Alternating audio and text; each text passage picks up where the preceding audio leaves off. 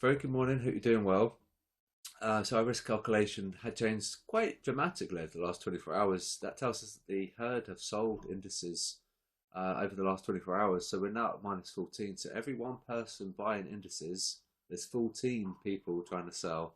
Our risk calculation could be a bit higher. We're sort of like in the middle. That's measured out of 100. And the reason for that, we had a bit of a dip. And let's see.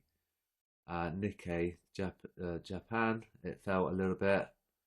And last 5 days, it's also negative. Also, and our individual companies also negative as well.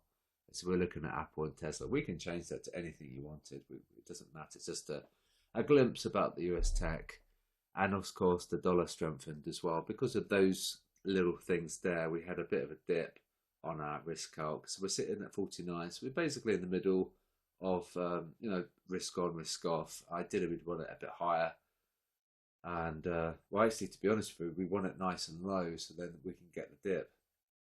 So we're going to wait till about 15:20, and then we're going to look to buy probably perhaps the S&P, perhaps, or maybe the Dow. I'm not sure, but when we'll wait till that gets nice and low, then we're looking to buy the dip. Now the robot needs an update for you guys. So what had happened? Um, I'll show you. In fact, I can bring that back actually. So what had happened on the robot logic is that we were missing some dollar signs, which means that without the dollar signs, those cells weren't locked. And because they weren't locked, it means that the formula can break, and it broke over the weekend. What had happened yesterday, it triggered lots of pound CAD trades when it shouldn't have, because it didn't satisfy that check, the shifting, and it didn't satisfy the failure rate. But it was triggering trades, and I was wondering why that was. And I think what it was, well, actually, I'm pretty 99% sure it's because it wasn't locked in. We didn't have those dollar signs, and that's what that means. So the formula was correct, but it wasn't locked in, shall we say? So now it is, and now it will actually undertake those checks strictly, and without any issue. It will have to satisfy those checks. Without those locked in cells, it sort of looked over those conditional checks, and it just triggered a trade. Which is something we don't want. We want to have those checks in place. By having the dollar signs, it will ensure that now. And so our failure rate needs to be higher before we get any trades. Okay, and that's an update on the robot. Bring my RDP across, and we had a big hit on our profit and loss because of that poor logic, and we're actually down. We were down 67 quid pound. That's an English term for pound. So it raised all last week's gains, but at least we spotted the error, and we should be fine. It triggered something like £8 CAD trades, and on a micro lot, it went to our stop loss. All right, so admittedly, what should have happened is that because they'd sold it, we should have gone up, but we fell anyway. And I think it could have been something to do with the PMI from the Eurozone, and it spilled over into UK. I'm not sure, but the pound CAD certainly fell. The CAD strengthened, and also sentimentally strengthened as well, which I might be able to show you on the bubbles. It might ask me to reload, which would be annoying. And this is my RDP. Average bubbles. I'll show you the CAD bubble. It's kind of just bad timing, basically. But with those checks in place, it will then reduce our risk. Okay, so let's have a think about it. My RDP has been slow, so I might need to reboot. It could be doing Windows Update, maybe. But anyway, what had happened is that the CAD had strengthened. I show you my physical computer, it's too slow. God, it's still loading on my RDP.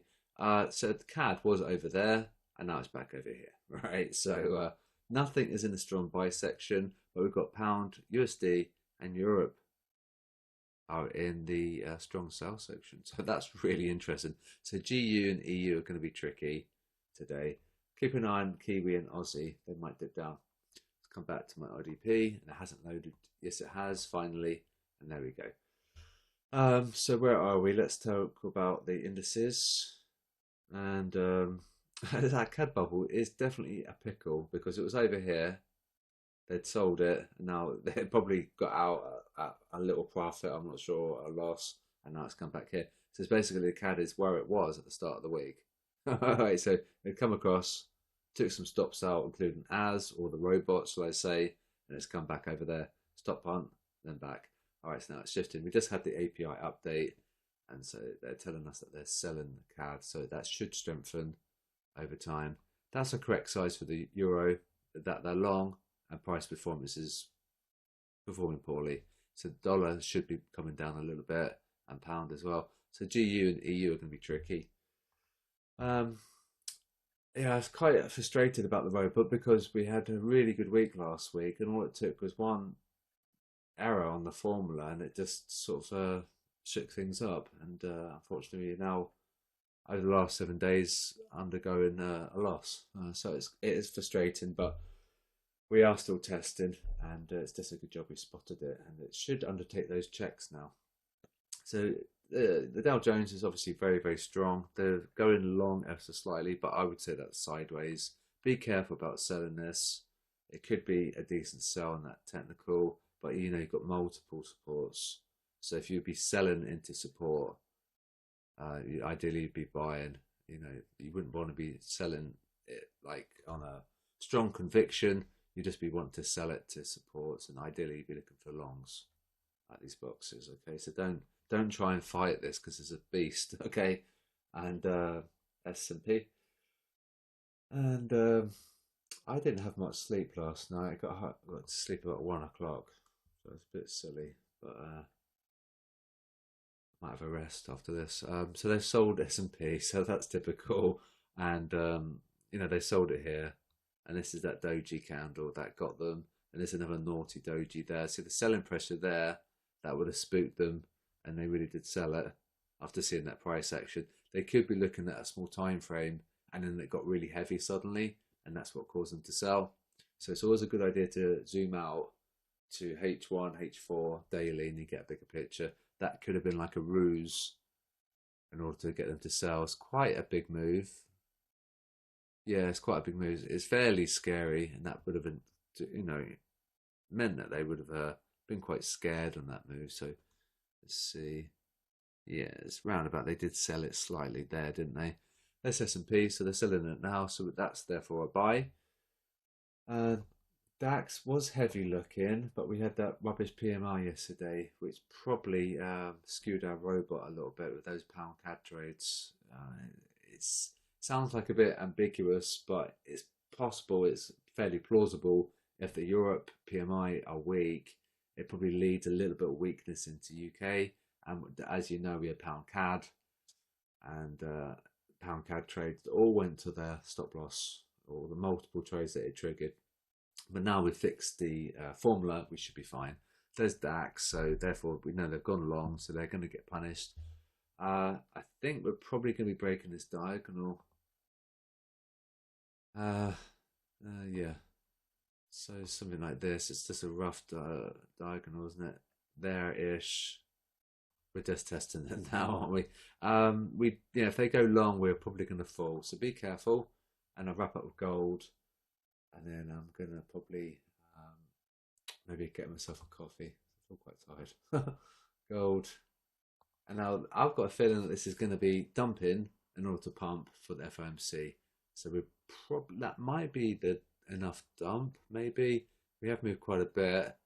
1987 to 1953. It's a $30 move. That might be a sufficient dump in order to get the nice low entry to buy at the FOMC. It will depend on Powell's speech, of course, and some of these boxes are data driven.